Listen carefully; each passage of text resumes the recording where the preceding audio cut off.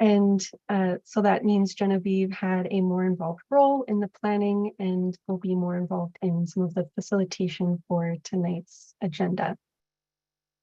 And with that, I'm happy to pass it off for some opening remarks, and we can start with Genevieve, if you would like to go first. Hey all, I know most people on the call, but I know there's also new people. So I just want to quickly introduce myself. My name is Genevieve. I lived in the South Central community in Fresno for about 7 years, and I work with the Central California Environmental Justice Network. And so I am Nayamin Martinez's alternative, and she's my boss.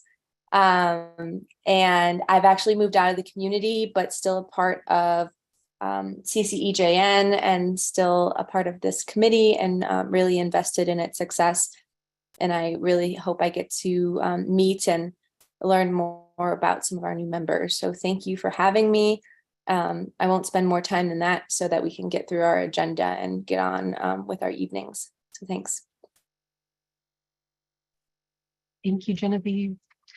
And Ryan, any opening remarks from you?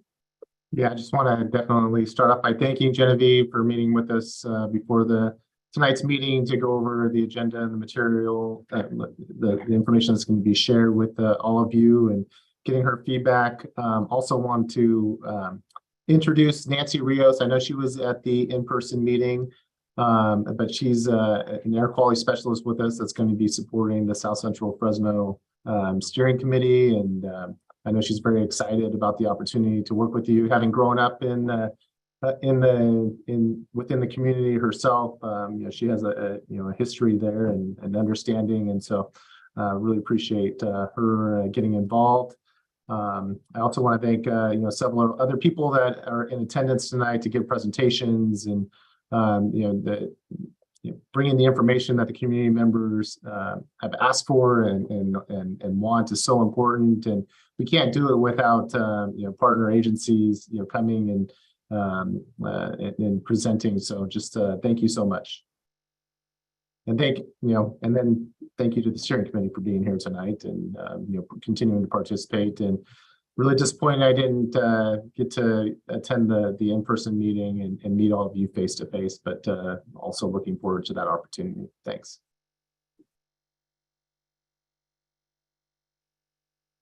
Thank you, Ryan. And yeah, thank you everyone again. And we can move forward with our agenda for tonight. And next up, we have our action item tracker follow-up. So again, part of our work together is to increase transparency and accountability in this process, which is why we continue to dedicate this time to review the action items with the committee. So as I believe Nancy will walk us through the action items, please do feel free to raise your hand or put any questions you have in the chat. We'll take a few minutes to pause for any questions or clarification throughout. And happy to pass it to Nancy. Thank you, Liz, and thank you, Ryan. I am so very happy to be here with all of you tonight. Just a little fact about me, I did grow up in the South Central Fresno. I am from the Calwa area, so and I still live there. So to me, it's always home, and I love it. So I am here, happy, and hopefully, we can all work together. And so I am going to share my screen. All right, can everybody see that? Perfect.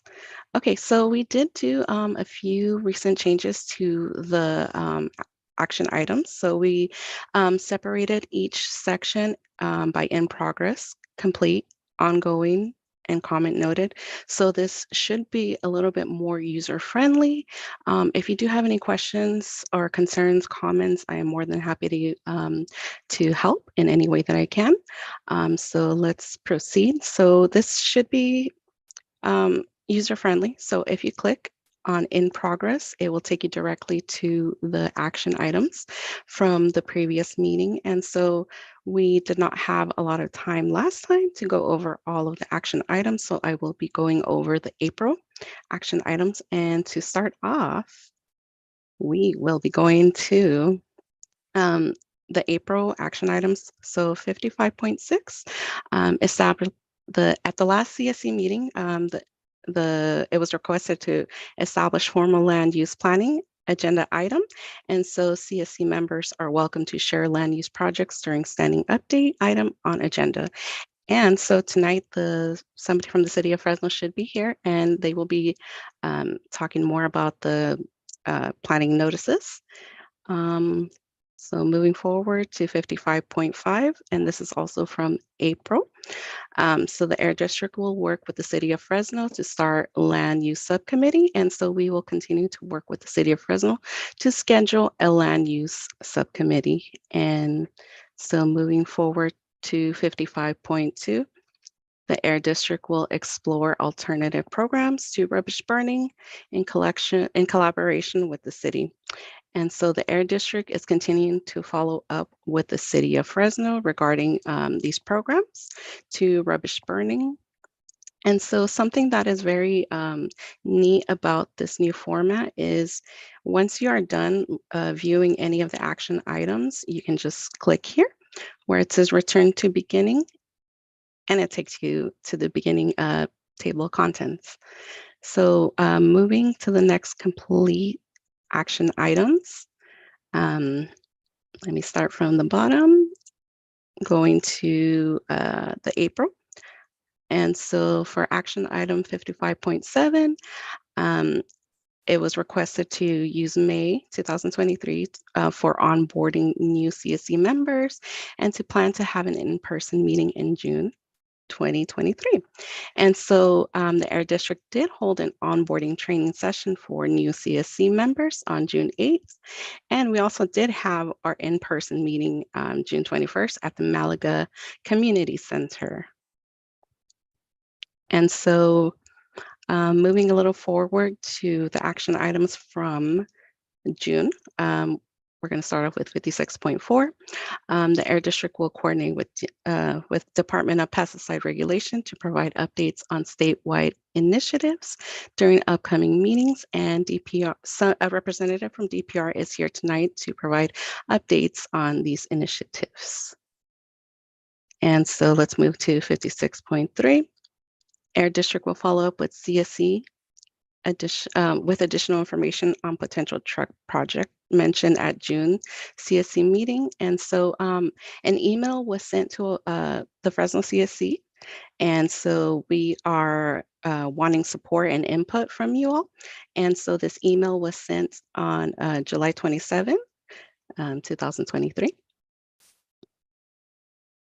And so once again, you can click here where it says return to beginning, and it will take you back to the table of contents. And so we will continue with the ongoing. And let's begin with April's. And so action item 55.4, the AD will distribute outreach materials to CSC and community members interested in distributing information regarding air quality. And so this will be done in the fall. And so we are welcoming CSC members to join up so they can participate in this outreach. And moving forward to action item 55.1. The CSC is invited to engage with CARB's AQ View tool and provide feedback. And you are able to provide this feedback by emailing aqview@arb.ca.gov. And so moving forward to action items from June, community members are invited to fill out applications for the Clean Air Rooms program, as well as to help distribute Clean Air Rooms hard copies. And so community members can apply for the Clean Air Rooms program here. You can select here at this hyperlink right here, and it's going to take you directly to the portal, or by calling the front office, and then you can ask to speak to somebody from the AB 617 community. Or not the community, but one of us. Let's see. And then the last action item is 56.2. And the Air District will reach out to schools in the communities to re-engage school staff on clean air protocols and target parents and guardians to advocate for their students. And so we will, we will be on campus again. And so we encourage CSC members to sign up so they can participate in the outreach effort once a list of school has been finalized. And so these are all the action items from April and June. And I apologize that I had to go a little bit fast, but this is just for time's sake because we do have a packed agenda tonight. And I'll go ahead and stop sharing my screen. All right. Thank you, Nancy. Are there any questions from the CSE before we move on?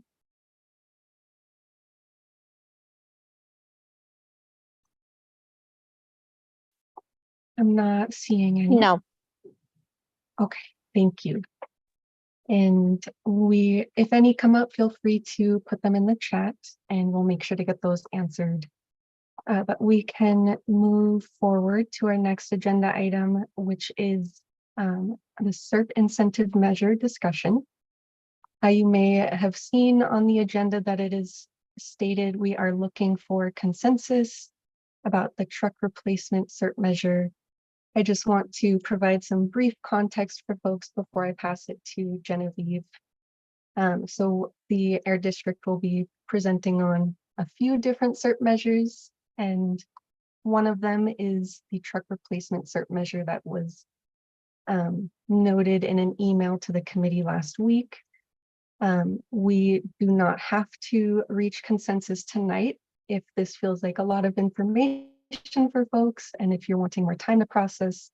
So just want to note that we will take direction from the CSE for how you all would like to proceed with this agenda item. And with that, I'll pass it to Genevieve. Thanks, Liz.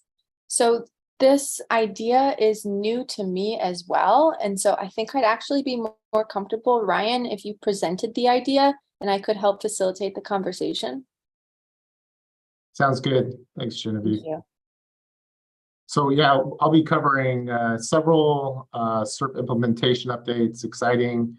I know several of them are ones that steering committee members have wanted to see progress on. So, happy to report out on that. And I will start off by sharing my screen.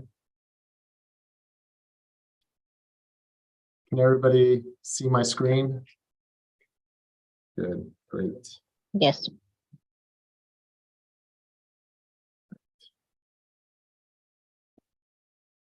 So a couple kind of introducing, like I said, there's several milestones that we've hit and excited to provide those updates.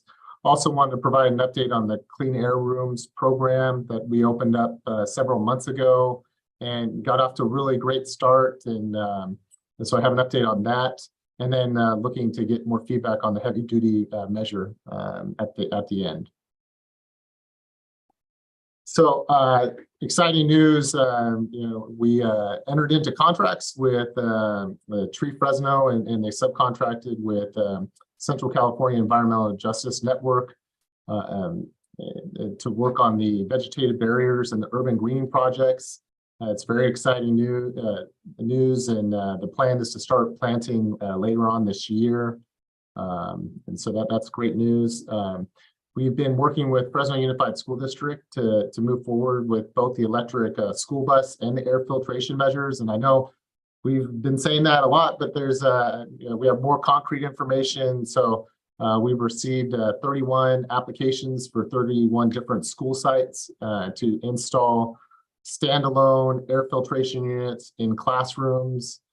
We've received those. The Fresno Unified has signed those contracts, and so we're very hopeful that they'll start receiving those and installing those in the classrooms for if there are challenging air quality conditions, that they will have those devices to keep the air quality inside the classrooms good.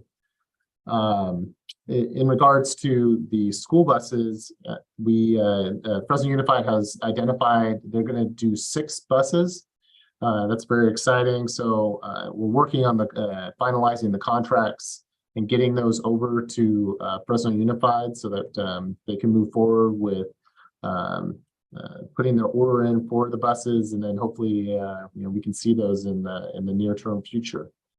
Lastly, this is a program that there's a lot of interest about. It's the passenger vehicle repair and replace project plans. As many of you know, these are plans that if there's not a state program for it already that's approved, we have to get CARB's approval. And so, kind of working with the CSC, we submitted those a while back. And so we're hopeful that next month that those will be approved, and that we can then move forward with taking that to our governing board and then opening up that program. Just some information about the Clean Air Rooms program. And so this is, what I was talking about, where we got off to a great start.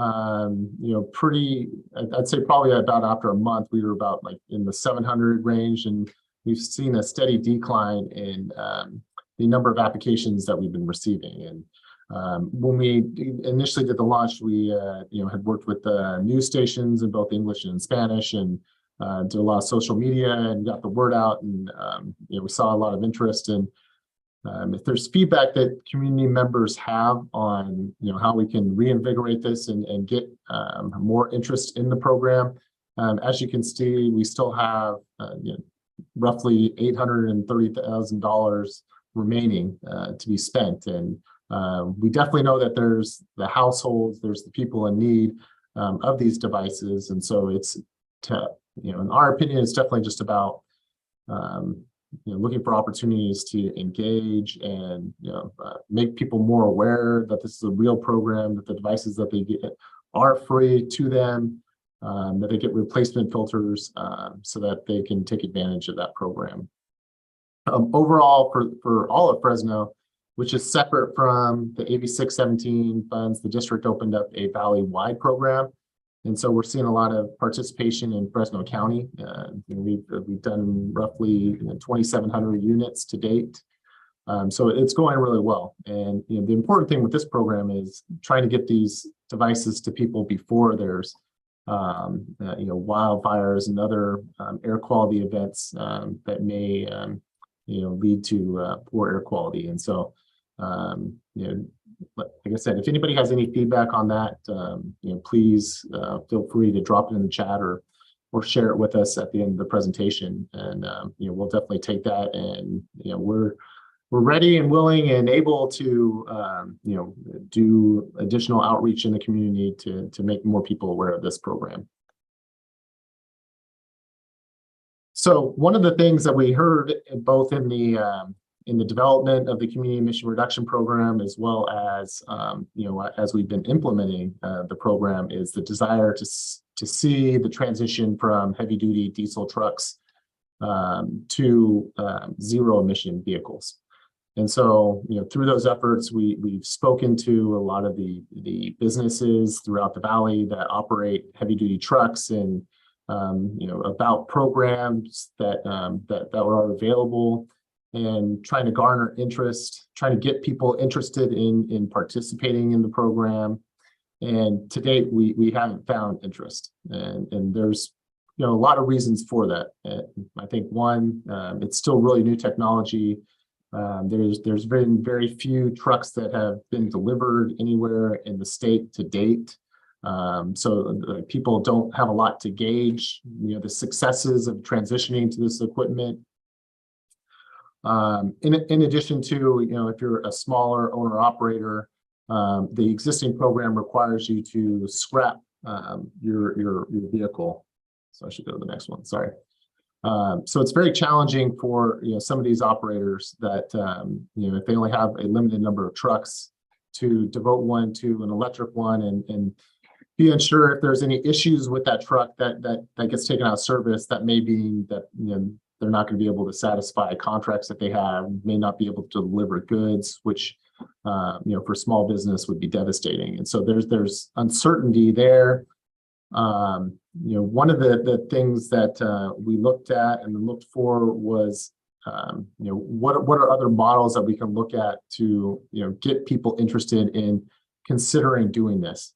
And so one of the things that we saw was that the San Diego Air Pollution Control District had developed a pilot program for this very reason, because they were experiencing the same things with a lack of interest in people with compliant fleets, wanting to transition to zero emissions vehicles at this time. And so what we mentioned at the in-person meeting and talked about was this pilot program that San Diego had done, and whether or not that's something that the South Central Fresno Committee would be interested in supporting moving forward with. And so, if we were to, consider this, it allows Fresno businesses to expand their fleets by purchasing a new zero emission truck without a need to scrap the existing compliant trucks. It also has an increased funding amount per vehicle replacement. However, there'd be contracts they would have to sign, and there'd be requirements for them that trips have to be made within the boundary. This program isn't for individuals that don't operate within the boundary. It's only for those that do. And so some of the pros for this is that it's a way to get electric trucks and transition diesel trucks in the community, which for a whole host of reasons is very important. Diesel trucks, even though they're getting much cleaner, they still emit toxic chemicals, and so it's important to transition away from these. It allows small business single operators to become familiar with the new zero emission technology and see how it works for their operations, which is very important for word of mouth. Where we've seen success is when it's worked for someone and they turn around and they tell other people about it and the benefits of the newer equipment, whether it's less maintenance and no fuel costs if they also look to install solar and things like that. So there's a lot of benefits to it, but if there's not real world examples out there, it's hard for people to share their experiences, and a lot of us make decisions based off what our friends, our peers, our coworkers' experiences with things are. One of the cons is it does not require the scrapping, and so when we discussed it, the concern was raised. Well, that means they can continue to operate those diesel trucks in the community, and we're not really getting emission reductions. And so what we would look to potentially do would be put some limitations on that the truck that is not like quote unquote being replaced would kind of be used like as a standby in case anything were to happen to the electric truck, and looking to build some of that into contracts that we would enter into with operators. So a couple of different options, and Liz did a great job. The request was to bring some of this information to all of you and for you to consider. And if you feel comfortable, we can look to see if the consensus of the committee is comfortable with moving forward with submitting this project plan to CARB for their consideration and hopeful approval to allow us to start transitioning the heavy diesel trucks. That's one option. The other option, if people feel uncomfortable and don't have a desire, then we would hold off on doing that. And we can continue to discuss if there are still questions that committee members have in regards to this pilot program. And so that is the presentation. I will now turn it over to Genevieve.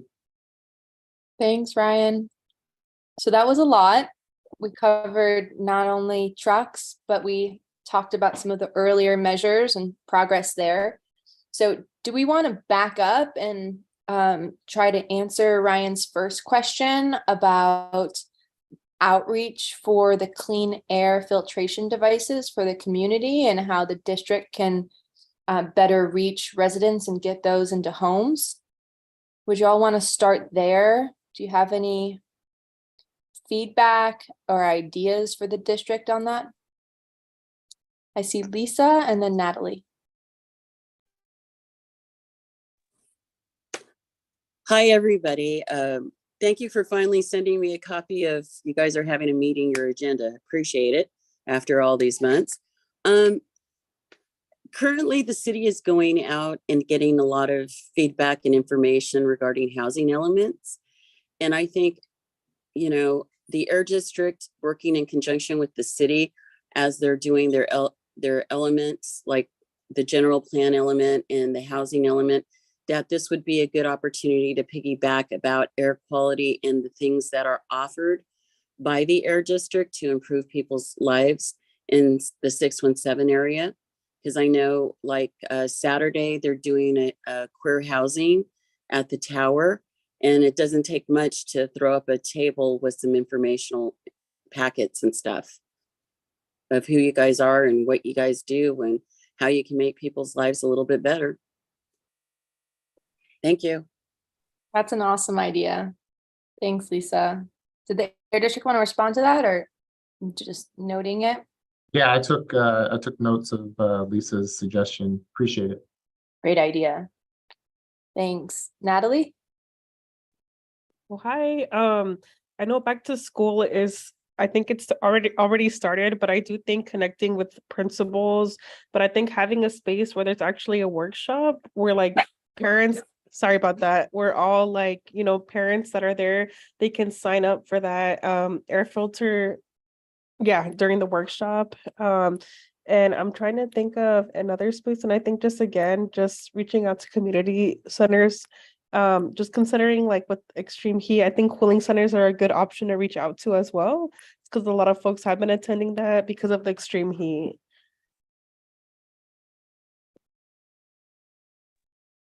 Thanks, Natalie. And I saw that the district already plans to be doing outreach in the schools for the other programs. So that could be a really great way to maximize the outreach for back to school. Thanks. Estela?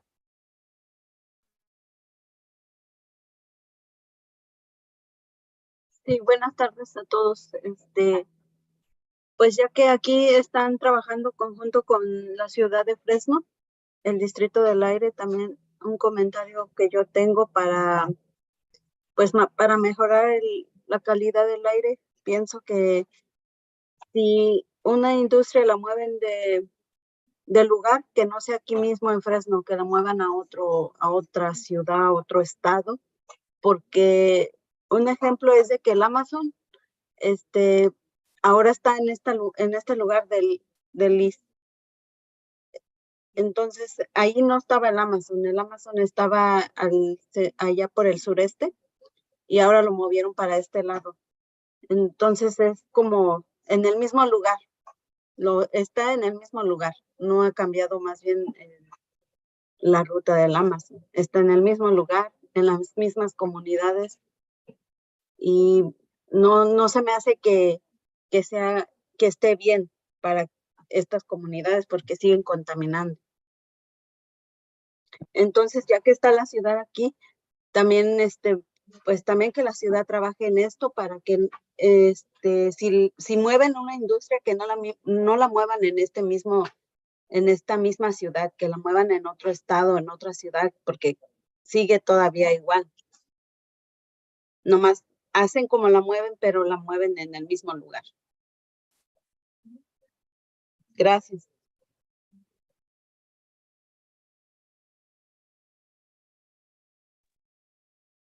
Thanks, Estella. And I think that's really important conversation, especially with our conversation about heavy duty trucks. Does anyone from the city or the district want to respond? And then as a follow-up, is there a way to target the funding for electric trucks to Amazon specifically? Yeah, I think we reach out to as many people as we can that operate in the boundaries about participating in this program.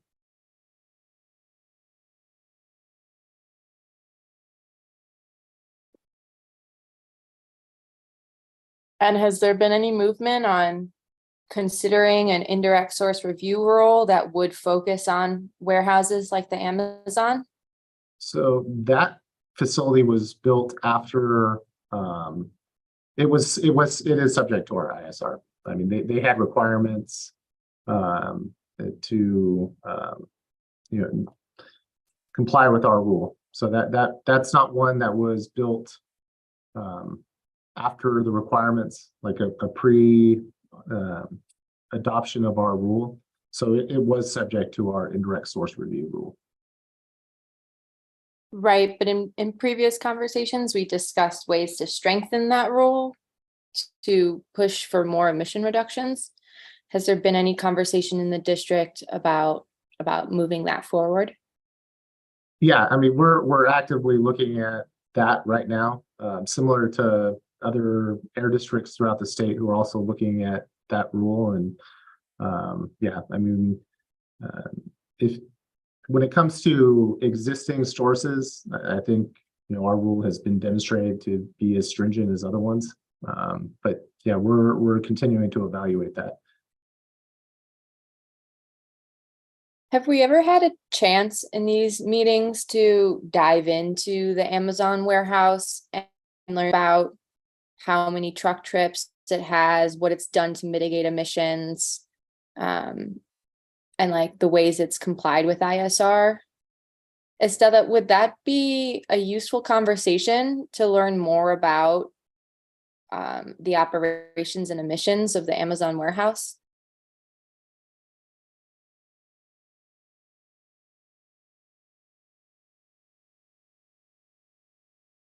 ¿Me repite, por favor, la pregunta? Estella, do you think it would be helpful to focus a future meeting on the Amazon warehouse and learn about its emissions and the number of truck trips and potential opportunities for emission reductions on site?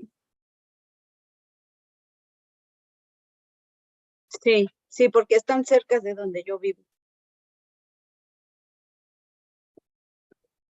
Okay.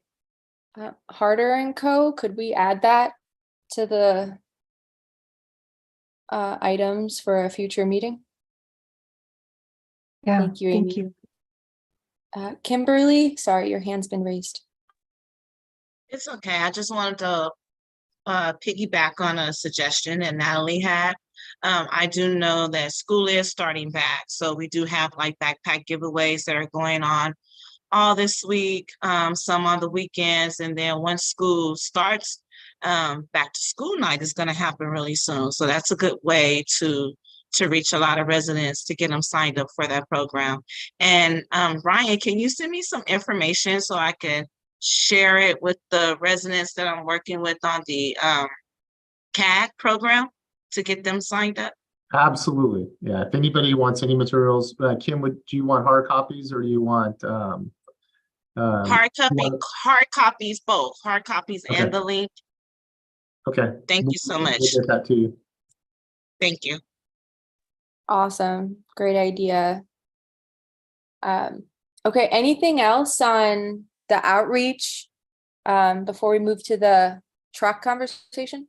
Lisa, I just tried to like unmute you with my finger. Oh, okay. I'm sorry. I just have a question.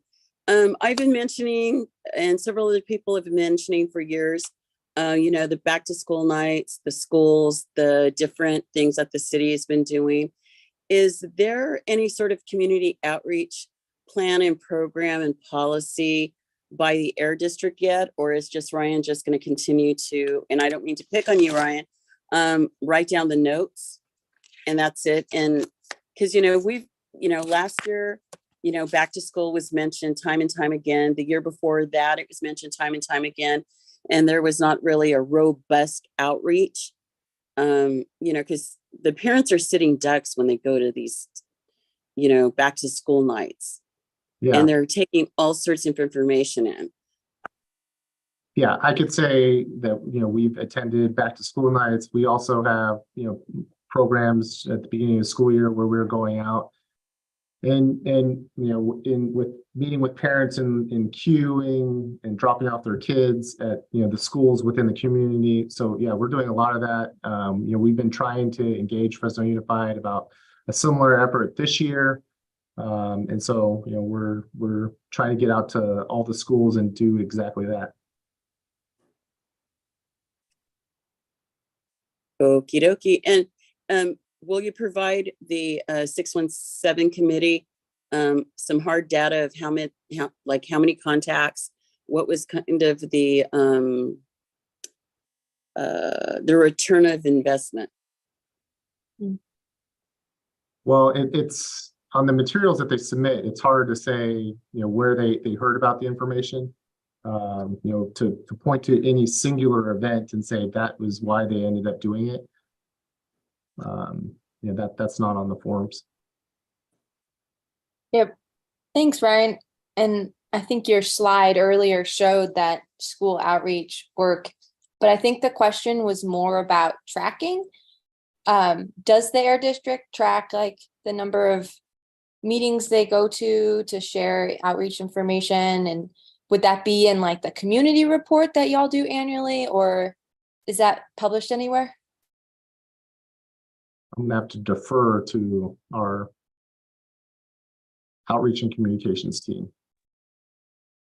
Hi, I can speak to all of this. So yes, we put that information in our annual report. We did do direct outreach at schools that's in AB 617 communities. That's in all AB 617 communities last year. That's staff that physically were at school districts in the morning and in the afternoon, passing out materials to parents as they were picking up or dropping off their kids at school.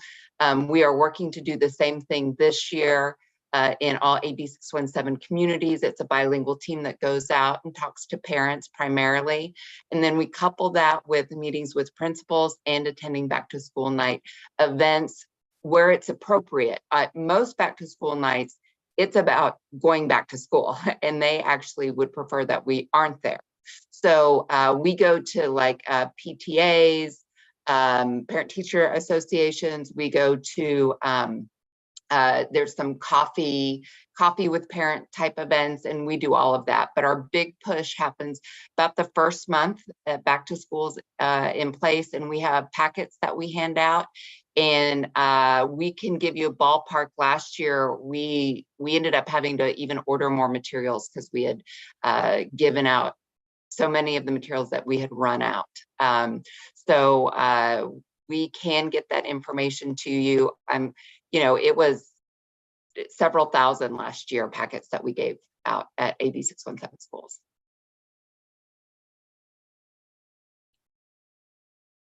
Thanks, Jamie. I see Isabel and Kimberly.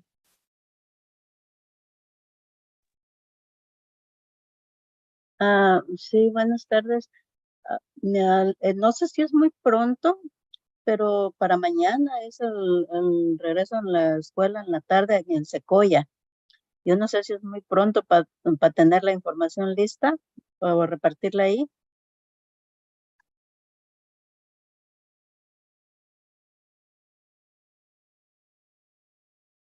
When we've talked to schools, they don't allow third parties to come in and pass out things at their back to school nights.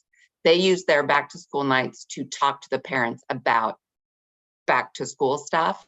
And it's really us being able to do the direct outreach to parents at pick up and drop off. Would it be possible for Isabel to be like a Air District, a community ambassador, and for her to have the printed material and her to share with parents? Sure. Yeah, I think that's kind of a sneaky way to do it. We're all about sneaky ways to get the information out. So Isabella, we can get you materials tomorrow sometime. Just touch base with Marcella and we'll make sure that we get those to you. Yeah, and I didn't want to put you on the spot, Isabel, if you don't want to have that responsibility.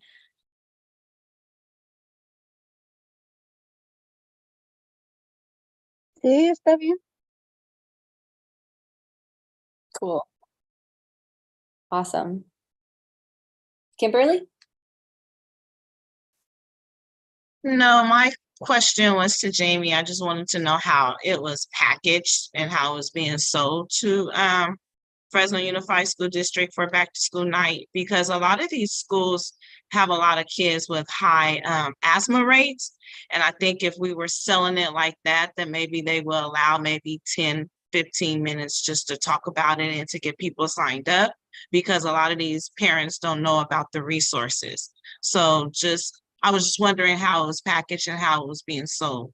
But you kind of answered it a little bit, saying that they just want to keep it strictly about back to school night. But I think having several different information to make sure that your child stays in school and is not experiencing the elements of weather as we go through it, and having their asthma flare up will be a good way to get your foot in the door. Agreed. Good point. Maybe maybe it can be an air district and parent. The organizer in me is saying perhaps we'd be more successful if the air district teamed up with parents of the schools to make the ask to the school district. Well, and make no mistake, the schools love us to come. They just don't want us at back to school night. They have a very full agenda of things that they're talking about at back to school night. That's why they're more than happy to let us come in at the mornings during drop off, in the afternoons at pickup, at PTA meetings, at, some schools, some teachers even have us come and do presentations. But really, when we've talked to them, especially during this back to school window, they want us talking to parents at pickup or drop off. And we're like, we have the orange vest. We look very professional. We have packets of information that include a whole variety of things, including like some fun little giveaway to kind of get, oh, I want that over there. Yeah, come and talk to me.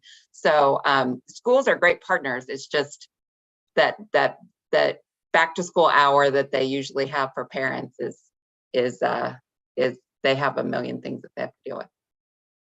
Okay. Has there been conversations around maybe setting up a booth, because as they're exiting out of the cafeteria, they're going to see that table, they're going to see those see the swag on the table, and they're going to come by asking questions. Just a quick 5-minute of who we are, what we do. Just want to give you this packet. Please review it, sign up for the program. If your kids has asthma, I mean, just a really quick elevator pitch on the program. And handing out the packet, I think will be very successful if the air district is allowed just to set a table up outside, because I mean, you're going to have all parents there because they want to know what this school year is going to be about. And this is a great window of opportunity to reach as many people as you can to get them signed up for the program. So just throwing out another idea. I have my community organizers hat on tonight. So just thinking of ways on how to reach people. Great ideas. And yep, we have outreach to Head Start schools. That was one of the questions that we had. Awesome. I'm wondering where we are on time, but Natalie's hand is raised. Natalie? Yeah, just kind of going back off Kimberly's point too. I think, even when we are distributing those flyers, I think that education piece really is important. So I think maybe supplementing that clean air rooms filter flyer with like the impacts of pollution on developing lungs, things like that. So like that connection is made already with parents when they grab the packet. Yep, we agree. Awesome. Okay, can someone at Harder & Co give me a time reminder of where we should be right now? Yeah, thank you. And so I think we're 10 minutes over time for this agenda item. And we haven't didn't even talked about it. We haven't quite gotten to the truck conversation yet, and didn't want to stop the conversation because it is important and timely. So yeah, I think this is one of those moments where we can bring it back to the CSC and ask how you all would like to use the rest of this meeting. I think, Ryan, it seems like we could table the truck conversation to a later meeting. Or is that time sensitive and does that need to be kind of, It is Yeah. kind of, yeah, well, I mean, we are looking to get moving, hopefully, with direction from the CSC. It takes time to get these and there's timelines to try to get people under contract and then for them to order vehicles and things of that. So every month we push off, it gets that timeline gets pushed back even further. So it's preferable if we can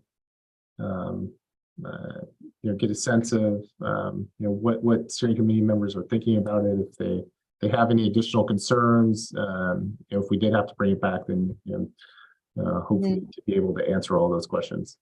Okay. Do we want to try to get into that conversation now then? I think it's fair to let Bill, he has his hand up, answer the question, and then we can bring the conversation back to what we were discussing earlier, but he hasn't spoke. A lot of us have spoke several times, so I think it's only fair to allow Bill to speak. Totally. Totally. Bill? Yes, I was just going to mention a couple things in regards to, setting up a program on the truck thing, like I briefly read about. I think kick us off. I think it's a good start in the right direction. To give a few comments, especially with this electric being a brand new technology, it's really risky. I could see where owner operator would be very hesitant to turn in their old truck and then put their whole life based on a new technology that's not proven, especially like, you read yesterday, one of the biggest electric bus manufacturers went bankrupt, that's had billions of dollars poured into it. And it's this kind of thing that would devastate owner operator, but also, and this, could go to CARB, the way their programs are set up for these truck replacements.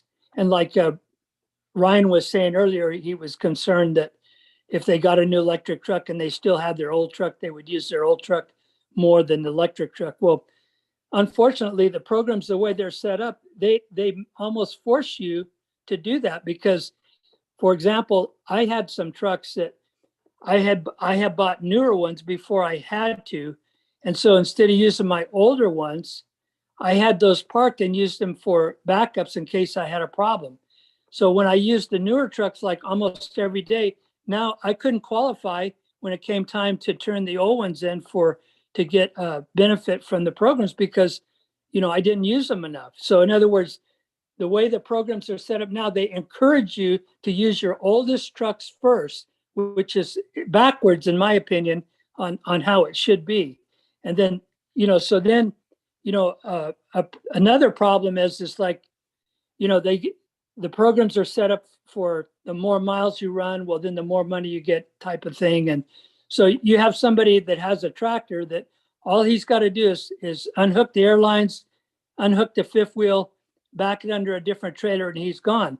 You have people like that are in the AB 617 community that where they've got bodies that are mounted on the trucks. It costs me most of the money just to transfer all the pumps and all the paraphernalia, depending on what kind of truck it is, from the old chassis to the new chassis. Whereas the person that's got a 3-axle tractor and he's running 600 miles a day with 2 drivers or whatever, he could easily put the 30,000 miles or so on to qualify for the money.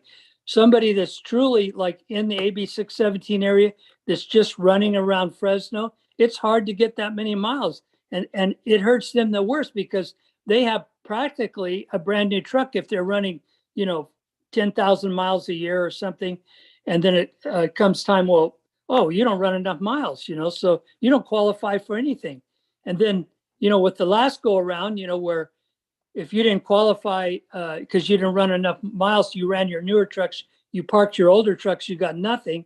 And then, you know, with the changes in the rules where originally it was supposed to be you could have a backup truck and use it 5,000 miles a year, you know, with the Lawson lawsuit, it went to 1,000. So you know, you have a truck that you're spending, you know, $3,000 or more a year for licensing, depending on what is mounted on that truck. You could spend another 3,000 on, you know, carb authorizations and so forth to use for 1,000 miles a year. But unfortunately, with the way things have been, particularly during COVID, the newer trucks, you have a malfunction with the system, you could be down 4 months waiting for parts, you know, and you know, that type of thing really bothers me with the new electric trucks. You know, the technology is so new. Well, I mean, I've heard of it taking 3 years to get electric truck. I'm hopeful it's going to be a lot quicker now, but then you have the infrastructure situation where try to get PG&E to move and bring in you know, some power where you could charge some trucks. I'm trying to deal with them now to get some high-speed charging at my facility so that trucks can charge there besides my own, you know, and the kind of however many megawatts you need, depending on how many, it takes a megawatt for a Tesla semi to charge it. I mean, that's a lot of power, and PG&E is just not going to, it's a process to get them to do anything. And it's just a unfortunate, you know, if CARB would, you know, right now, the way I see the program going to go, people are going to buy the minimum electric trucks they need and not use them, you know, just buy what they have to need, what they have to fulfill their requirements and still run their diesels as much as they can. You know, if they would relax, because if you don't run them, you're not going to have enough miles when it's time to turn it in, you know, for the next electric truck. So, you know, I think that they need to reconsider some of the requirements for coming up with, you know, the money, you know, like, you know, I think it's a good idea to use, if you're in the 617 area and you're going to, you know, just stay basically in this area, maybe you're just in Fresno County or something like that. But it makes it really hard when you're just local like that to put the kind of miles that, you know, a typical over the road, you know, semi is going to do, you know. So but that's my comment. And I don't want to take any of your time. You know, if somebody wants to call and talk to me, you know, I've got ideas, for example, that I think if you want the bigger companies to buy electric trucks, I'll tell you the way to do it. You come to the company and you'd say, okay, if you're limited use trucks, you have a truck that will qualify, you know, that you're running every day. You turn in your limited use truck, which is a legal truck as far as limited use, and get electric truck. You'll get takers because, you know, then you could afford, you know, to set up the electric truck and use it because you've got a good backup that you could depend on.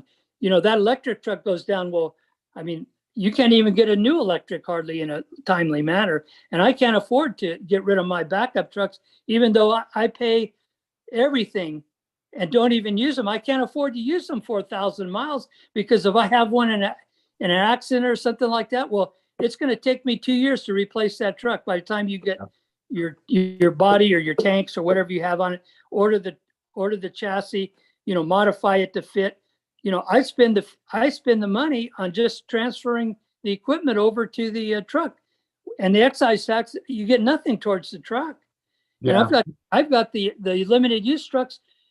I've got some of them sitting there that don't even have 100,000 miles on them. I've got them with brand new engines, everything perfect, and I can't even use them because I use my new trucks and parked my old ones, and then I got bitten when it was time to turn them in for the program. So hey, Bill. Yes. you're providing really great information, and I hate to cut you short. No, that's, Dan, I understand. It's just, No. you know, we have people from other agencies here too that try to be mindful of that as well. And but yeah, definitely thank you for all the insights that you provided. You're very, that was you're very- really important information to share and for us all chew on. I was trying to go real fast, so to get through. No, I but- love this idea of turning in the limited use trucks. Kimberly, your hand's raised. Yeah, my question is more around infrastructure. As a former owner operator, and when talks were first talking about zero emission trucks and electric trucks, I think it was around 2014, 2013, 15, something like that. We had to sell our trucks because we did long haul. We did all 48 states. And because there wasn't a lot of infrastructure in place, or we even seen very few as we traveled throughout the United States, it was kind of hard to stay in business. So my point is that a lot of owner operators make their income running long haul, not just in town or not just the state of California. So how is infrastructure going to be built out to entice them or to give them encouragement on switching over to the newer trucks and still be able to maintain the same type of income that they're used to? Because that's going to hurt the owner operator on that side. Ryan, this is Janine. If you don't mind, I don't mind taking that one. Okay. Janine Tackett, I'm with the grants. I oversee the truck programs. Kimberly, you've got a really great point. Right now, the zero emission technology is nowhere near close to being able to handle long haul. So really, truly, we're looking at local haul. We're looking at in-town deliveries. Each generation that the manufacturers turn out will have increased mileage capacity. But right now, there's no way these trucks can go that far.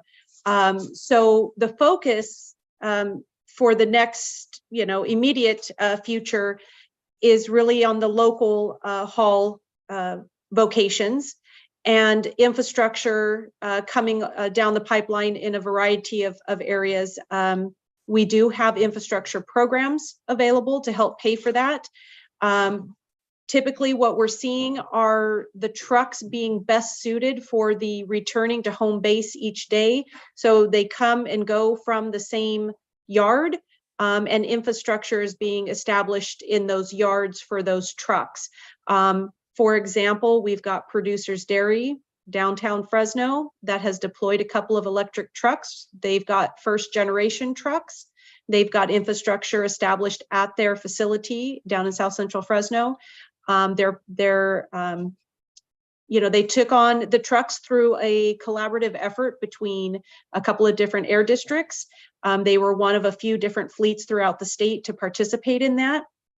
And they're helping to just demo the equipment to their surrounding peer businesses in that area. But again, we're probably looking at a number of years before the equipment is ready to be able to handle long haul. And the hope is, as those years progress, the infrastructure then branches out across the states, as there are other states that are actively following California's lead in transitioning to zero emission.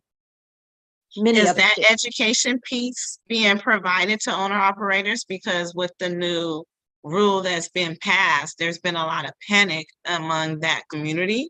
So has there been an education piece that has been done with owner operators that do long haul to have that insurance that there's not going to be any infrastructure long haul for a while, so they can keep running and doing business as usual? That's how I'm taking it, because there's no way they'll be able to switch over. That's going to hurt them.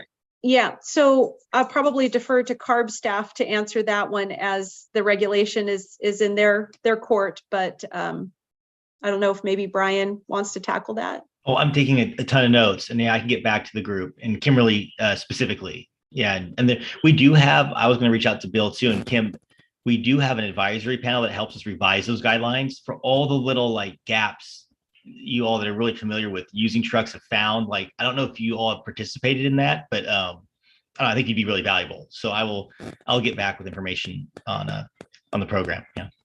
I can Thank quickly you. answer Kimberly's question. So the newest regulations that are working to be passed to turn diesel trucks to electric are focusing on really, really large fleets that have like a really high operating budget. And then they're also focusing on drayage trucks moving in and out of ports because they're going short distances. But right now there's no requirements to turn trucks to electric for long haul or owner operators because you need so much money to upfront money for electric trucks to make sense over the life course that owner operators are not going to be required to do this in the most recent round of regulations that CARB is working on. Thank you for that. I kind of am familiar with that, but I just wanted to know from former owner operator's point of view, how is this going to benefit them or hurt them, or is there talks of having working with other states to create infrastructure so they can switch over, be able to receive those incentives and still maintain their business and their income? Natalie? Oh, sorry. Kimberly, sorry, Genevieve, thank you for providing that. I wanted to also add that this project plan that we're proposing truly does hit on this specific scenario here, because there isn't anything that's requiring local businesses and owner operators to transition their trucks right now.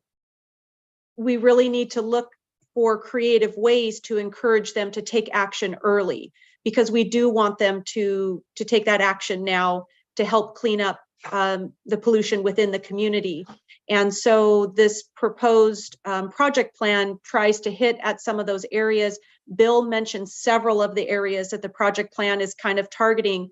The fact that you don't have to crush a truck, that we're looking for vehicles that are currently operating 52 trips per year within the community boundaries, and then displacing those diesel trips with that new electric truck. Also increasing the incentive amount to help compensate, or I should say, close the gap in that difference of cost or the financial risk that a fleet owner would be taking by adopting the new technology. So a lot of the concerns that I've been hearing here, I think, are directly connected to some of the things that we're proposing in that project plan. Thank you for that. And I'll be looking forward from the information that Brian's going to send. Thank you. I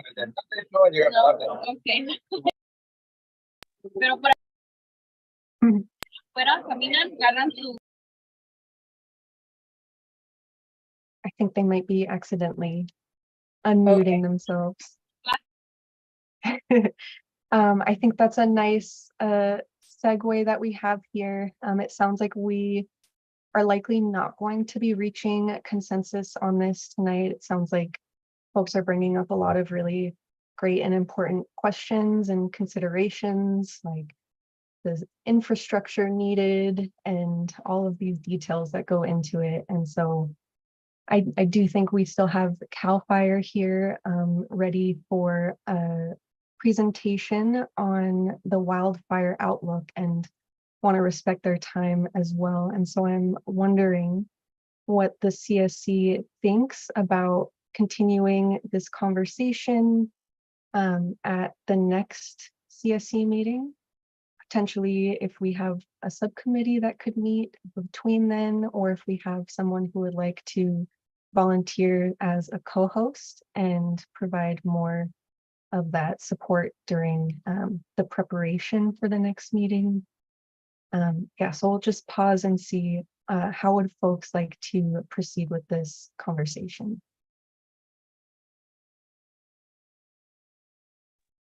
I can go ahead, Liz. I think it's important to table this item for a future meeting.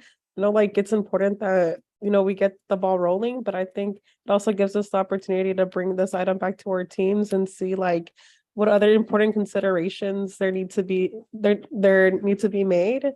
And like one thing I was thinking of too is like, as there's more conversion of electric electric trucks, like it's important that infrastructure isn't concentrated in places that are low income communities of color, because those heavy duty truck impacts are still going to have an effect on the community due to the weight of the trucks and how much they do provide a lot of wear and tear on roads. And I just wanted to echo like what Kimberly was saying. I think like there's definitely needs to be a lot of support and guidance for owner and operators in the long run. I think if we want this program to be successful. Thanks, Natalie. I agree. I think we should table, and maybe even Bill could co-host because he's so knowledgeable. What do others think? Sounds like a good topic for subcommittee to gather the info and present. I like that idea from Janet. Do we have a truck subcommittee, or is it just the truck reroute?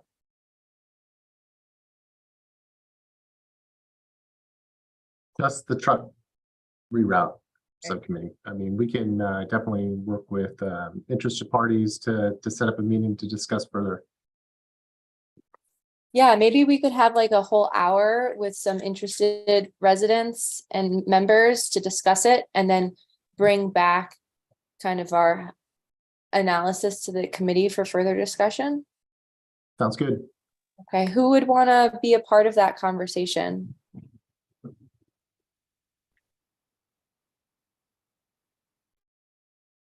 See, Nasreen, are y'all volunteering or wanting to speak? I think it's a volunteer. I'd like to be included. Yeah, thank you. Awesome. And Natalie, Bill, would you be a part of that conversation with us? Yeah, sure. I don't mind. Thank you. And I'm going to be biased. I'll tell you that right now. This is Janet. I'd like to be. I'd like to be a part as well. Awesome.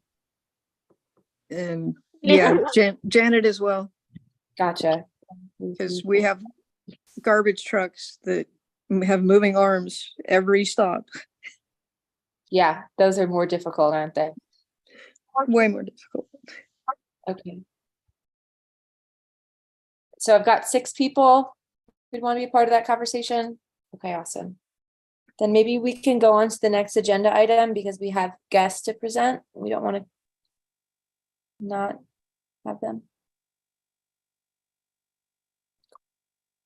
Yes. Thank you so much, everyone, for this lively conversation around this really important, these really important topics. So looking forward to continuing the conversation next month. Yes, and so at this time, we will be transitioning onto the update on the wildfire outlook for 2023.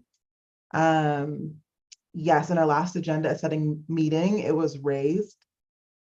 It was raised that at that time we had only seen a couple of wildfires within the San Joaquin Valley and had seen very minimal impacts from wildlife in Mariposa, and those that were, and the wildfires that we did have were currently contained, so we weren't experiencing impacts.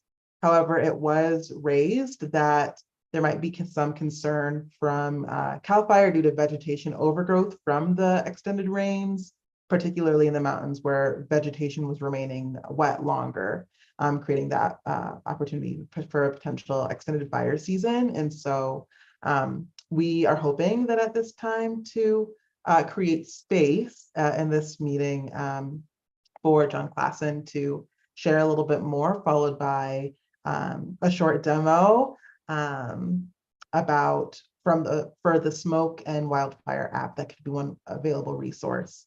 That said, I believe our CAL FIRE partner may not be available right at the moment. So I'm wondering if maybe Marcella, you'd be comfortable with sharing the demo first while that is taking place, and then we could go from there.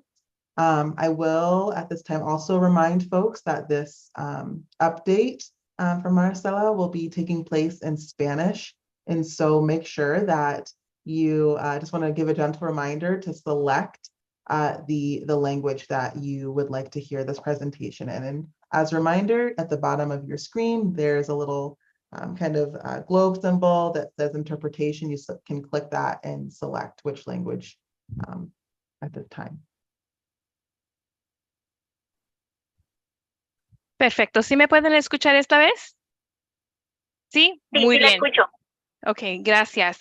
Ok, pues muy buenas tardes. Es un placer de estar aquí con ustedes. Soy Marisela Velázquez. Pues soy una de las supervisoras en el Distrito del Aire, en el Departamento de Alcance y Comunicaciones. Y la razón que estoy aquí es para poder hablarles un poco acerca del mapa de incendios y humo que viene de AirNow. Yo sé que John, uno de mis colegas, va a hacer la presentación. Vamos a cambiar un poco de cómo lo íbamos a hacer, pero déjenme mostrarles la pantalla. A ver si puedo hacerlo. Sí, aquí está. Ok, van a poder ver mi cámara, la pantalla, y voy a ingresar a esta aplicación y vamos a poner, no sé si Nancy me puede ayudar a poner este enlace en el chat, pero ahorita estamos viendo el mapa. Y lo está viendo cómo está iniciando iniciar el mapa, pero este es como se ve en cuando usted lo empiece a mostrar. Pero lo que les quiero enseñar aquí es, como vio, está en inglés, pero también está disponible en español.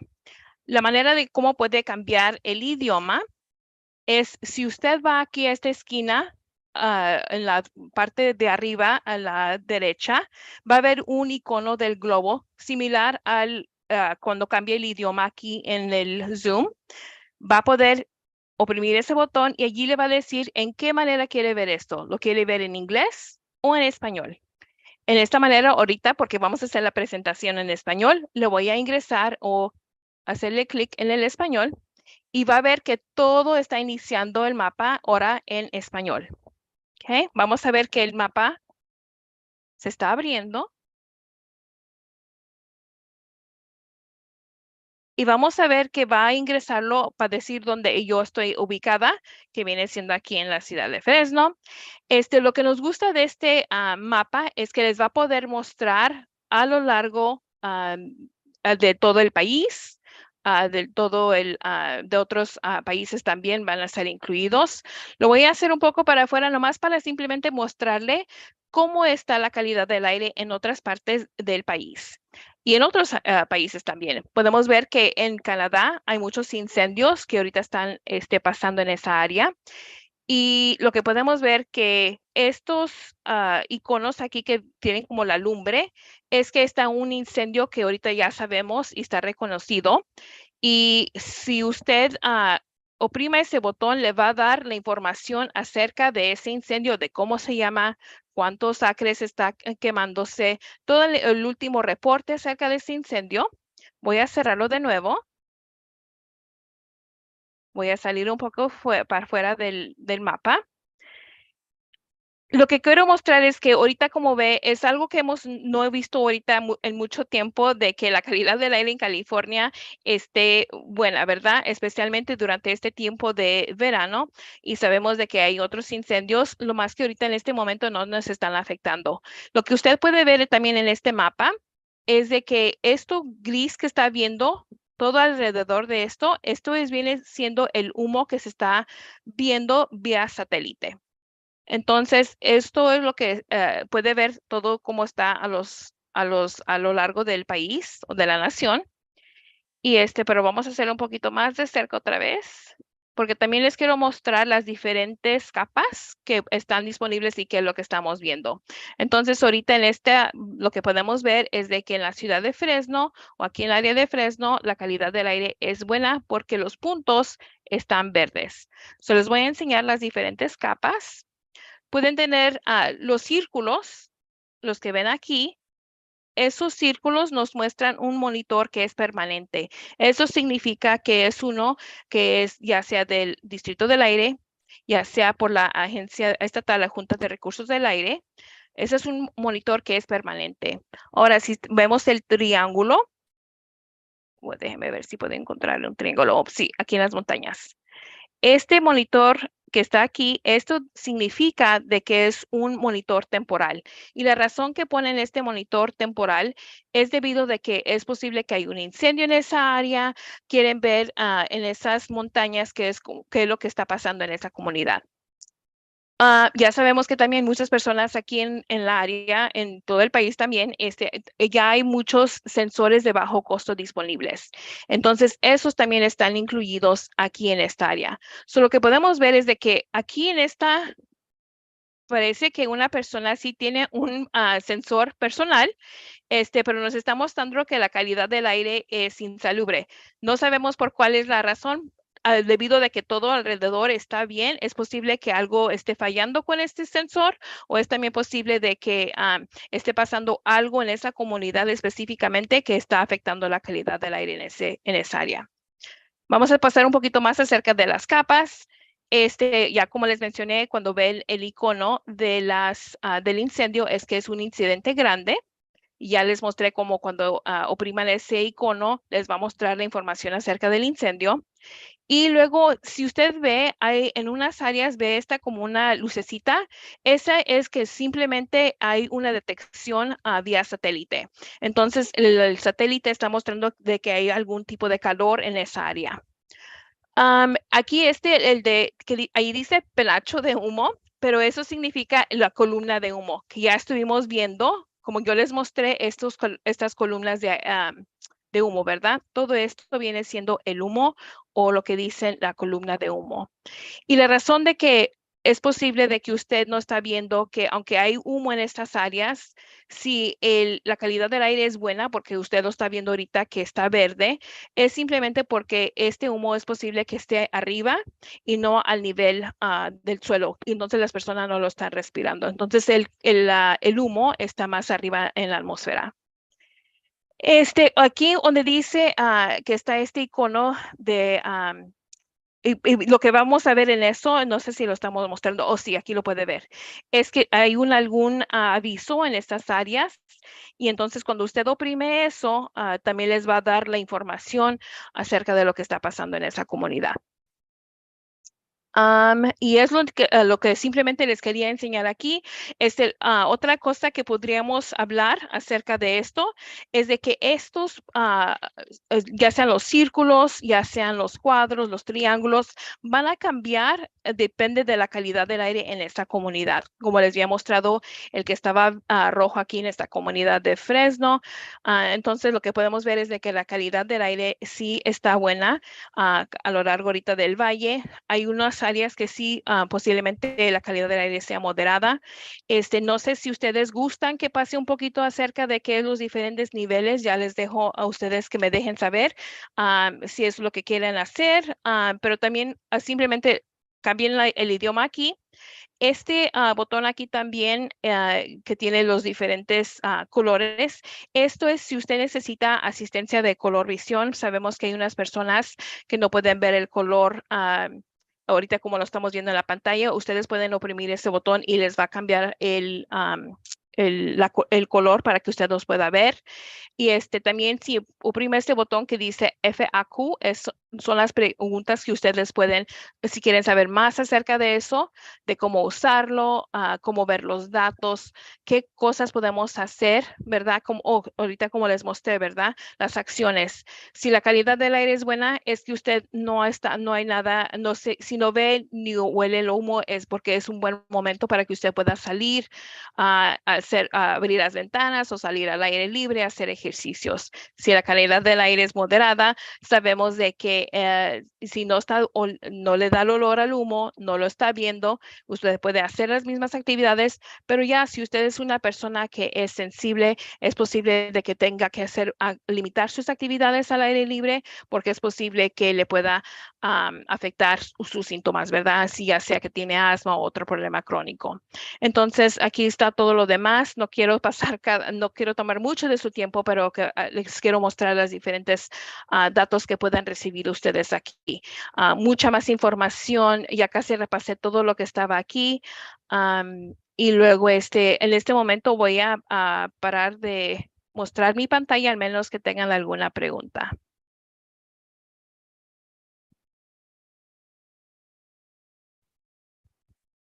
Ok, no, parece que no estoy teniendo ninguna preguntas.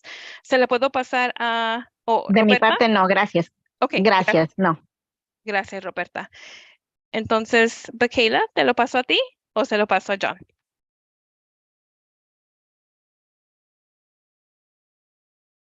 All right, thank you so much for sharing this beautiful resource with us, Maricela, and we just really appreciate it. And as is the nature of this work, I'm afraid that our CAL FIRE partner actually had an emergency and had to respond to a fire, and so won't be able to join us after all. That being said, we really want to be sure that we do elevate the importance of, attuning to resources like the one that you just shared with us, Marticela. So thank you so much. And yes, we just definitely want to elevate, reminding our CSC and community members about the importance of being ready to respond in this season. In light of that, I'm wondering if the Air District has any fire or wildfire readiness resources that they'd be willing or have accessible, available for the group to share within our networks.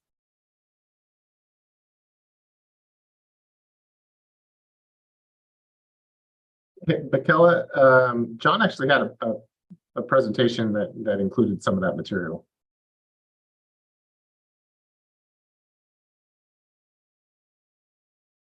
Very wonderful. Thank you so much. And so, yes, thank you. And I see that, yes, the city of Fresno has a 4-slide presentation on an email that they can send out to anyone who's interested in that. Oh, no, sorry, Bakayla. No, John Klassen, he was going to give a co-presentation with the fire department. Perfect. Wonderful. Thank you so much. I'm wondering if maybe we can have anyone who's interested then, or is John still on this call? I'm sorry. Yeah, John's here. Oh, amazing. So sorry, John. Thank you so much for your patience. My caffeine's wearing off for the day. John, would you feel comfortable sharing at this time? Yeah, thank you. And I'll share a few slides here. And I know we're running a little late on time, so I'll try to keep it pretty brief. Yeah, hopefully at a future meeting, Seth Brown, who was here from CAL FIRE, he can be available and talk a bit about the work that CAL FIRE is doing. They're on the front lines working on these issues, trying to reduce the fuel out there, reduce fire risk. So we appreciate him being on here for a bit tonight, and hopefully he can be on here at another meeting soon to give us an update there. But let me go ahead and share my screen here and walk you through a few slides that I wanted to share tonight. Give me a moment here.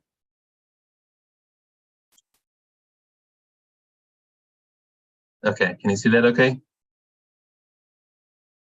Okay.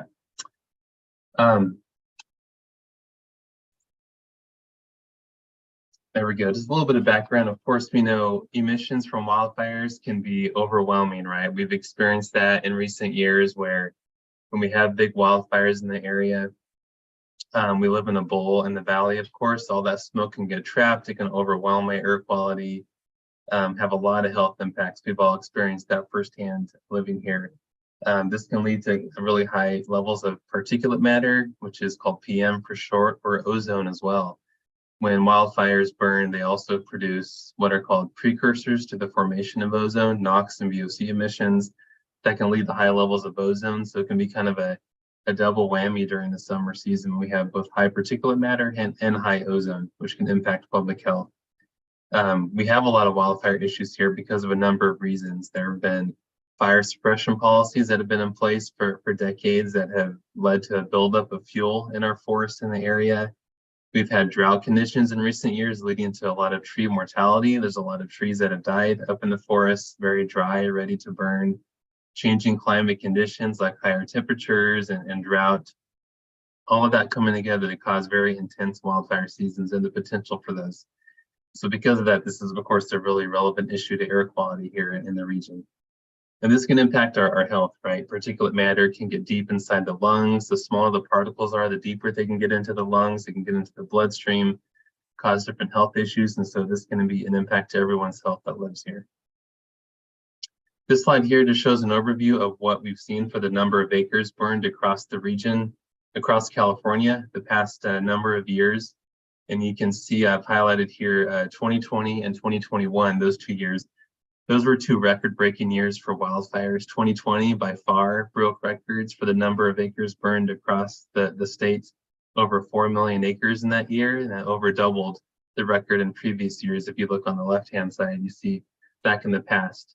Then the year 2021 wasn't as bad as 2020, but that still was the second highest we've ever seen in the state. So back to back to the 2 highest years we've ever seen. Last year wasn't too bad, thankfully. In 2022, you see it quite a bit lower there, less than 500,000 acres burned across the state. But then to the right of there is our year-to-date for 2023. So not much has happened so far this year. If you've been tracking it, there have been a few fires in the state, but nothing to the scale of what we've seen yet in 2020 and 2021. But the wildfire season, we're right in the middle of it. It hasn't been too bad so far, but the wildfire season often doesn't end until November, sometimes in December. So there still could be a number of months coming up where we could see some wildfires come up and impact our air quality. And I wanted to note here too that this is a chart that CAL FIRE keeps updated each year, where it shows the top 20 largest wildfires in state history. And so you can see here that 9 of the top 20 largest fires we've ever seen in California have occurred just in the past few years in 2020 and 2021, just showing how intense those wildfire seasons were for those 2 years, how large these fires were, just evidence of the increasingly intense wildfire seasons we've been seeing in California. And you can see that the largest that we've ever seen is the August Complex fire. This was in 2020, where it burned just over 1 million acres on its own. And a lot of this is driven by drought conditions. So thankfully this year in 2023, we've had a lot more rain, a lot more water. Of course, this last winter season was record-breaking for the amount of rain that we got and the snow, which is great for us. And that's really reduced a lot of the drought conditions. So these 2 images here show a difference between what our conditions were like for the drought in June of 2022 on the left-hand side.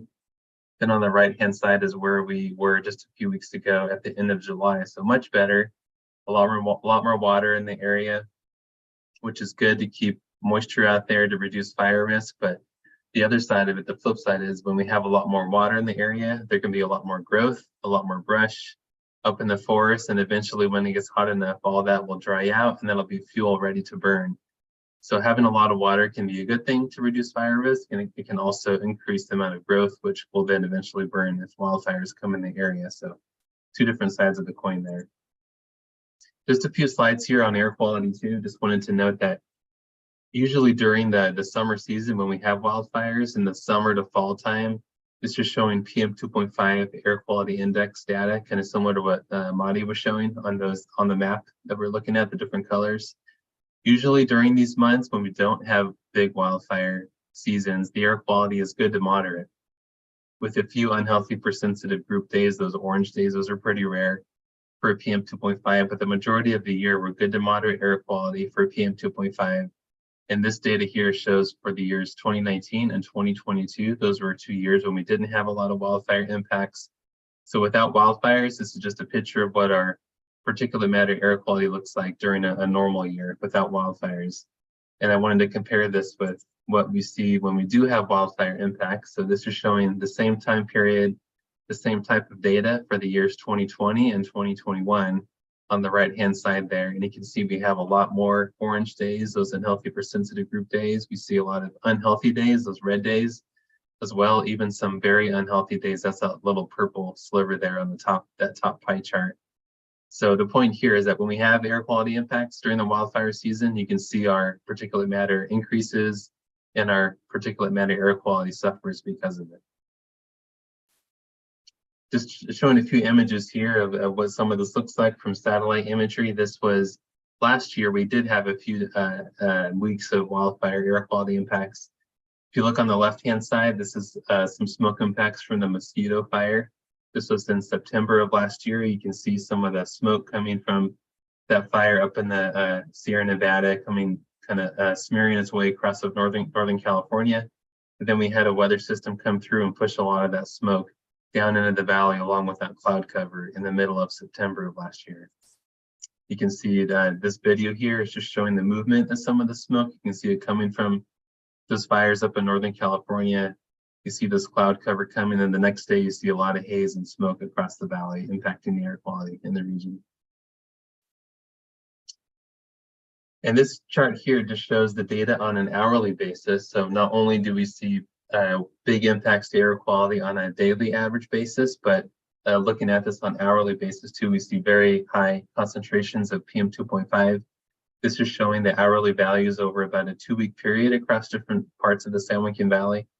You can see a lot of the data here is going into that red category, that portion on the top part of this chart, getting into the unhealthy air quality category. You see a lot of hours in the unhealthy for sensitive groups, this orange category.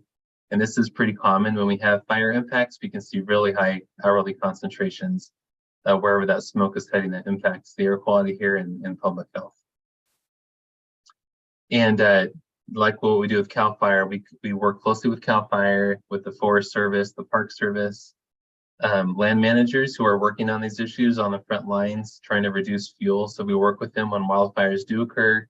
We work with them to put out temporary air monitors, like Monty showed on the map, those triangles, where those monitors are out there on a temporary basis to collect air quality in those local areas, to give information to the public so they can see what's happening, to help them make personal decisions about when they want to be outside, when they do not want to take some actions to protect their health. And there are a lot of tools out there, similar to what Maricela showed. The Air Now tool, we have our own app here at the Air District that shows real-time air quality data. Air Now has its own app that shows that same data. A lot of weather apps show the current air quality that you've probably seen. Other local projects show air quality, Purple Air, SJV Air showing local air quality. Lots of different tools out there to keep track and keep up with what's happening with air quality.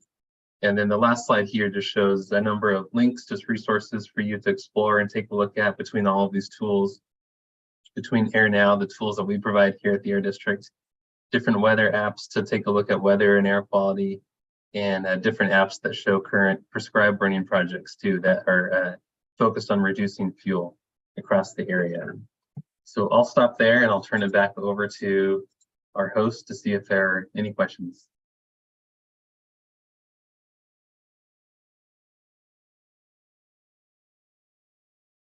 Thank you so much, John, for sharing this really helpful and important information with us this evening. Also, my apologies for trying to cut you out last minute. Would anyone have any questions for John about anything that was mentioned in this time?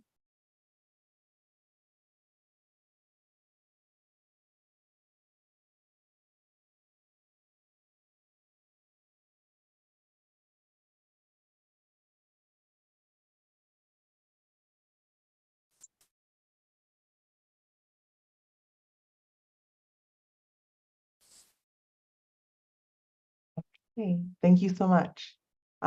We do also want to, as always, encourage folks just to know that this is not the closed door on the conversation. So if you are, preparing for your meal after this, and you realize, oh, I should have asked this burning question, no pun intended, please feel free to reach out via email and to continue the conversation that way. So yes, in light of our limited time, we would love to transition at this moment to chatting a little bit more about what Greg would be sharing with us from the city of Fresno. Greg, take it away. All right. Well, good evening, everyone. Just wanted to give a quick update on the 617 truck study real fast. The report is that the IBI group with Kathleen Padilla and Associates, our consultants, are revising the existing conditions report based on the 200 plus comments received from the community advisory group and the technical steering committee. The consultant is finalizing their national best practice report, and both the community advisory group as well as the technical steering committee will receive a response to all their comments and have an opportunity to review and make additional comments in the upcoming weeks. And then the last meeting was just held in July. Our next meeting is scheduled in late August. And again, we continue to have both groups, encourage both groups to share locations, events for public outreach activities in September and again in the November, December timeframe. And we thank everyone who has shared so far. And don't forget the AB 617 truck route study at Fresno.gov website email should you have additional things. And then on the health assessment update, the University of California, Merced has completed the random sample survey of 1,800 residents in the AB 617 community and is working on a fact sheet based on those survey findings, and that they will continue to use their data analysis on pregnancy outcomes and cardiovascular ER visits and hospitalizations, as well as collaborate with the truck study consultant for the outreach events coming up. And the Merced is on track to have a draft report by December. And then for the sake of time, I know it was emailed on behalf of Jennifer. I'll make sure that on the public noticing side of things, I just want to bring point that the city has just put together a new open notification system, and it's really simple. You just sign up by sending an email to planning@fresno.gov, and that will add you to the list. Once per day when those batches of announcements are put together, if there are any, on land use issues, they will come out to you, and it will come from an email that basically says planning notices /no reply at Fresno.gov. And so this is something that back to when I was on the council side of things back in the early 2000s, we had been advocating for. And so here is the city finally getting to that. Again, it's planning@fresno.gov to sign up, and then you'll get your email as they come across. And again, for the sake of time, I'll just kind of leave it at that. But it was something that we sent out to the Air Board yesterday, and I'm sure it's going to be part of the packet. If it didn't get pushed out, it'll be a supplement that'll be added. So, and thank you very much.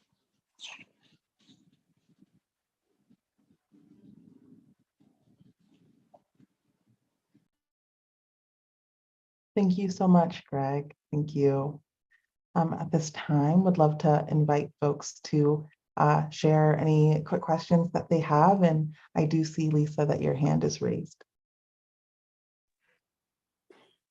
Yes, I think it's great that, when you send an email to the planning department, they put you in the big bundle of notifications. But for somebody like me, I don't want to get a constant barrage of notices from the city when all I want is very specific, to be put on a very specific mailing list. So is the gentleman telling me that there's just this one massive catch-all that they're expecting the community to read through every other day or every day looking for their issue or their document? Or are they breaking out specific mailing lists? Because there's a difference between making it all available that way and then also looking at your targeted people who have went out of their way to reach out to you and say, hey, put me on the truck study mailing list. I want to see a copy of the document. I don't want to see conditional use permits. I don't want to see anything else in planning. I just want to see that one document. So how Well, does it split the city? So appreciate the gentleman compliment, Lisa. Always good to hear from you. So if you're looking for notices from the General Planning Department, it is planning@fresno.gov. And if you're looking for just truck route study updates, it is the other address, which is the AB 617 truck route study, and they will continue to provide you with updates on just the truck route study.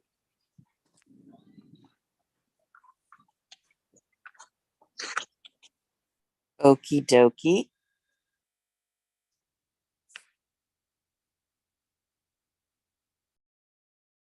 Thank you for that question, Lisa.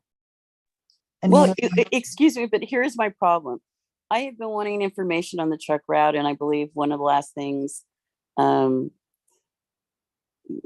of the last things I attended that I thought I was in the loop, I thought I was on the list, and here I am not getting anything, not knowing anything about any sort of meeting,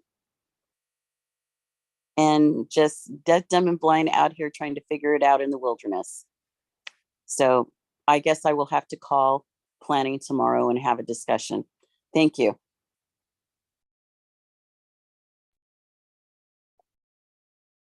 Thanks, Lisa. I am also a little confused.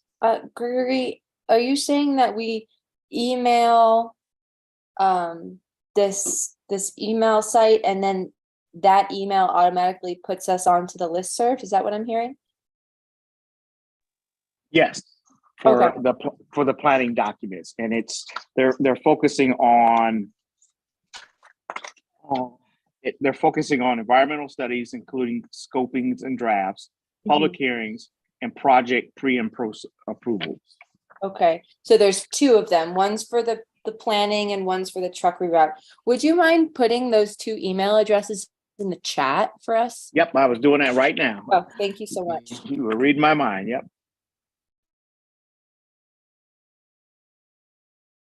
I dropped in the slides that Greg referenced, and we'll also mail those out.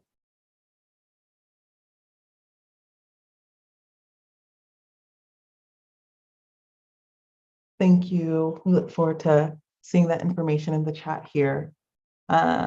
And yeah, and we were making a note of that and would for sure wonder and encourage if Greg can maybe follow up on this piece. And it sounds like maybe a helpline would be something that would be really valuable at this time to ensure that folks are able to get connected with information that they need. And yeah, and I'm wondering if, yeah, folks continue to have follow-up questions and can't access the email, if there's a phone number to call that would be best to reach out to as well.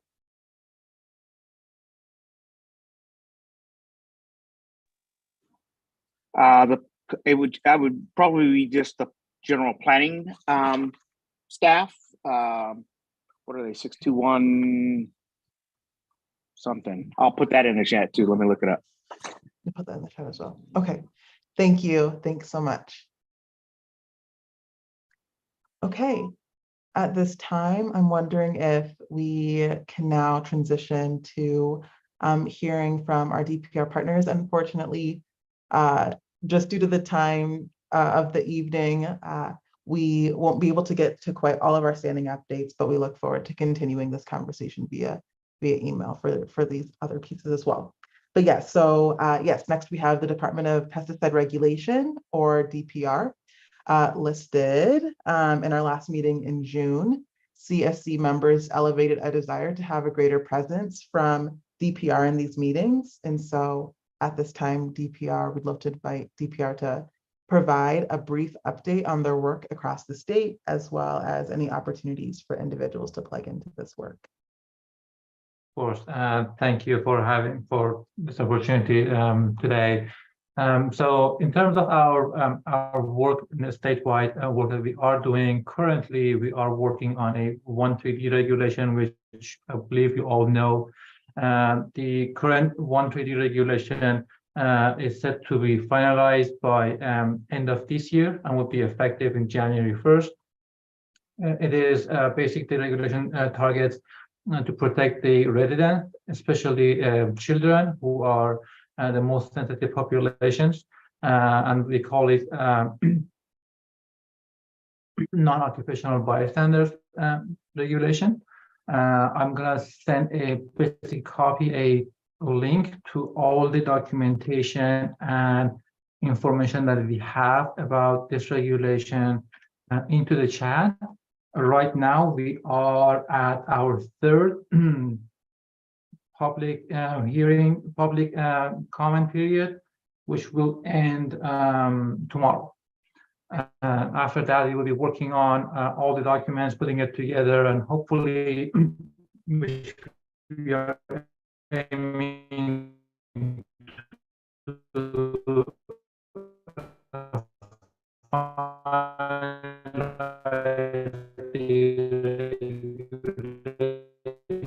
Hi, I'm so sorry to interrupt. I know I'm experiencing some audio issues.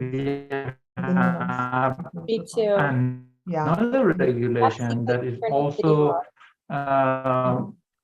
about Excuse one me. TV that maybe around I'm the field afraid that we're actually having a hard time hearing you. Would you would you mind trying again? Yeah.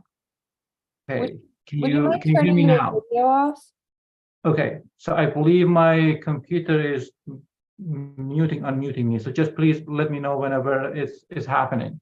So I'm gonna go back to what I was explaining. So as a statewide effort that we are doing is 130 regulation. You all know that we, at the moment, we are working to finalize our first 130 regulation by end of this year, which will be effective January 1st.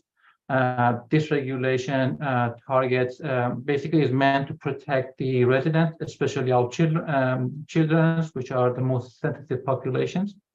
I already pasted a link to our webpage that we have all the information about this regulation and all the notices and the document that we relied upon for this regulation. Apart from this, we're also working on another regulation that intend to protect workers that may be around the field. So we are currently developing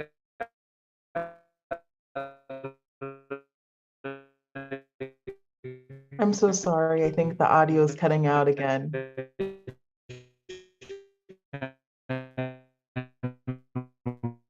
I'm wondering if maybe at this time, would you mind either selecting the mute button and unmute button one more time, or maybe typing in the chat?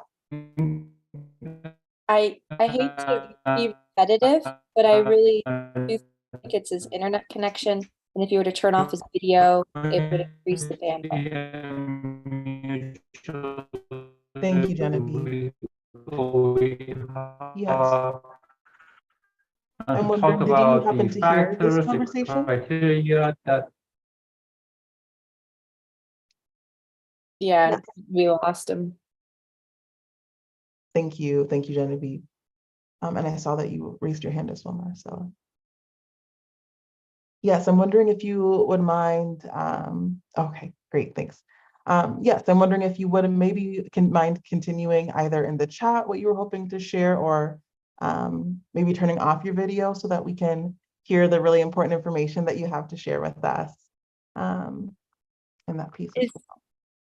Is he still here? No, Maziar isn't on anymore. Oh no. Okay. You know, I think it's 7:29. So what we could probably do with the last few updates, we could probably include it as part of an email. And Maziar, we can get the links from you, and we'll send that out to the rest of the committee. Really appreciate you. Sure. I'm very sorry. I don't know what's happening. I just lost power for a couple of minutes and then everything went down. So I'm using my phone at the moment. Yeah, no, really appreciate it.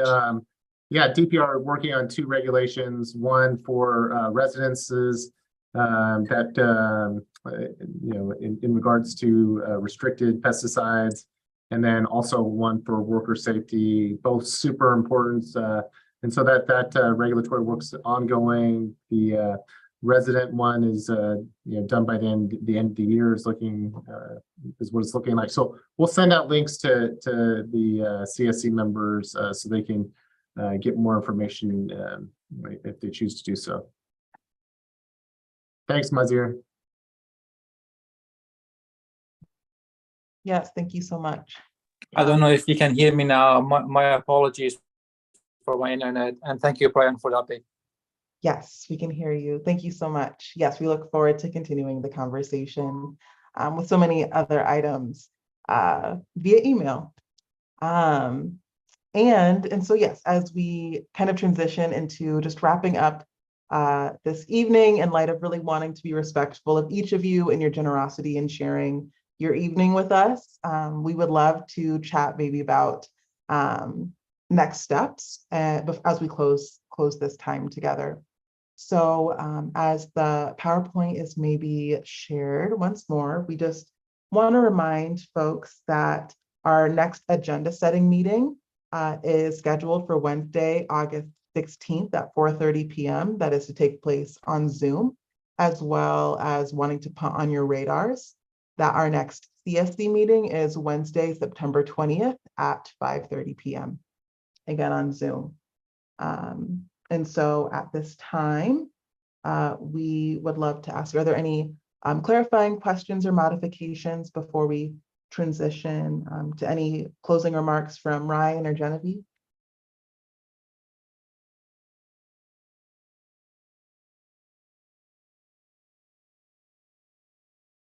Yeah, I just want to thank all the CSC members. Really want to thank Genevieve for being a co-host and doing a great job tonight. Thanks everyone. Thanks for all the partner agencies and the updates and all the work. Yeah, thank you for everyone for participating in a great conversation. I feel like it was really productive. And break. Thank you so much. Thank you. And thank you, Genevieve, for being willing to co-host for this meeting. Thank you everyone so much for your time. We do want to note that we would love to open in our last moments here, just open the floor for any general final public comments that anyone would like to make as we close out our evening. We'll also make a note. We would also like to note that we plan to share the action items via email as well. We do want to make sure that we follow up on that piece as well. But yes, at this time, any final public comments from any CSC members?